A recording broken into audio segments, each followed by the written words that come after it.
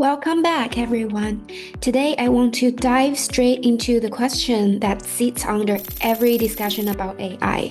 Are we becoming more powerful, or are we being quietly pushed off the stage? Every time productivity leaps forward, humanity gets a mix of progress and collateral damage. This time is no different, except the stakes are higher. If machines outcompete us in thinking, writing, analyzing, designing, coding, etc., what left for us to feel valuable? These are not abstract philosophical questions. They are career questions, parenting questions, life purpose questions. Throughout this multi-episode series, I'll address questions people keep asking. Are we slowly giving away our decision-making power? Is AI-assisted life turning into a warm water trap? What kind of society do we need to prevent? What responsibilities do engineers, researchers, and developers actually carry? This series is not about fear-mongering. It's about honesty and preparation. If you are watching this, you already sense the shift. We are the generation standing at the tipping point.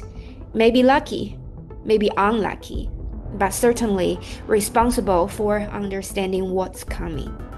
Next, we'll start with the most immediate problem.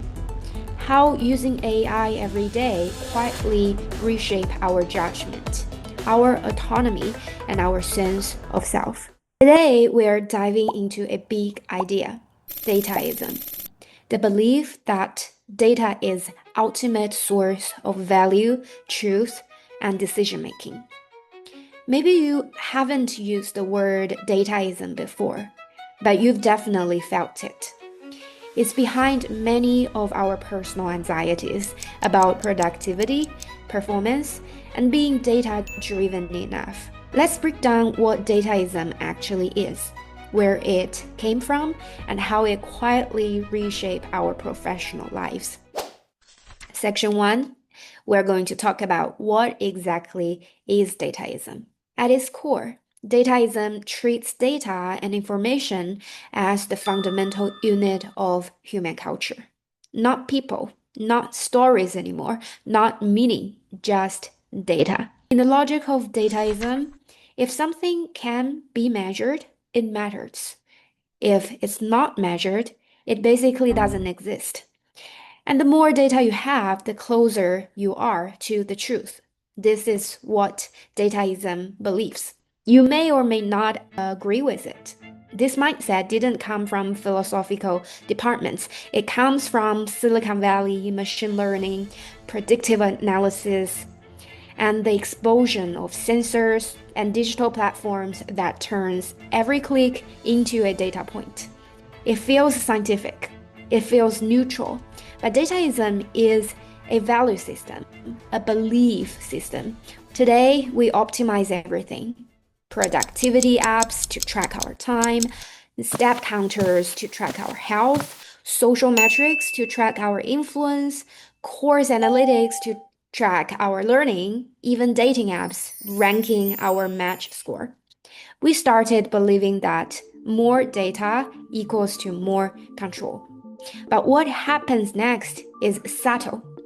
We begin to trust the numbers more than our own judgment. We shape our behaviors to fit metrics. We rely on analytics as if they were moral authorities.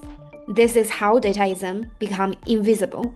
Think about a time you did all the above. You may trust your ChatGPT output more than your own gut feeling. We no longer see itself as a belief. We see it as just how things are done. It's invisibly seeped into our personal life. Dataism created a new type of worker anxiety. When dataism becomes the standard, humans start feeling insufficient. Do you have that feeling? Because data always knows more, because algorithms always predict faster, because the expectations keep rising. This is why many professionals today feel. Let me know if you are one of them. You may feel constantly monitored, pressured to justify performances, afraid of making non-data-driven decisions, or uncertain about what counts as good work if it can't be quantified. It's not a personal failure, it's the logical outcome of a system that overvalues data and undervalues human insights. But here's the twist. AI doesn't replace your judgment. It replaces your certainty about your judgment. That's the psychological shift AI causes. The paradox is this. Dataism makes us feel smarter and dumber at the same time. Dataism promises clarity, but often delivers pressure.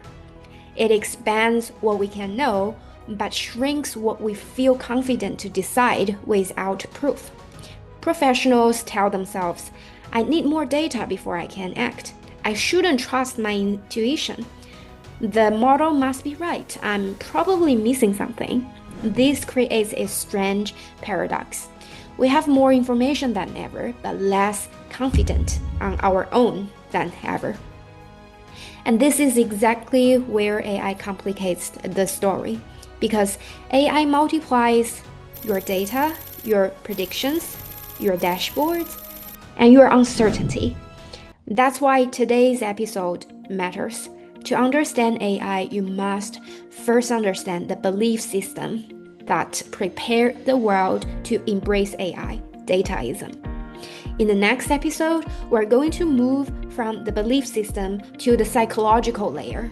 We'll talk about how AI subtly shifts our identity as professionals, why AI anxiety feels different from past technological fears, and how to develop a working relationship with AI that preserves your judgment and agency. If Episode 1 was about redefining the questions, and this episode about naming the belief system, the next episode takes us straight into the human side of this transformation. Thanks for tuning in. See you in the next episode.